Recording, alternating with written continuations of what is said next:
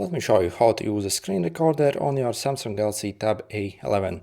So to get your screen recorder, you simply have to swipe from the right side of your tablet and you see you have these different menus. If you swipe a bit down, you see you have the screen recorder over here.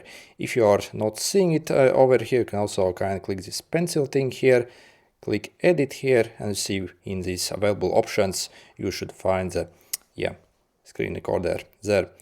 And to start recording the screen, so we simply tap on the icon and you'll see you will get offered like various options here.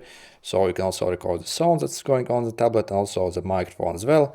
And also you can enable the taps and touch basically as well if you want. So you see it will start to count down. And then, for example, I see we can do something on our tablet. And once we are satisfied, we can either like pause it here.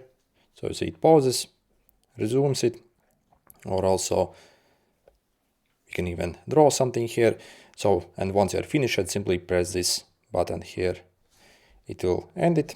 Also in the notification panel, you will see the I see we can do something on our tablet, and once we are satisfied, we can either like pause it here, resumes it.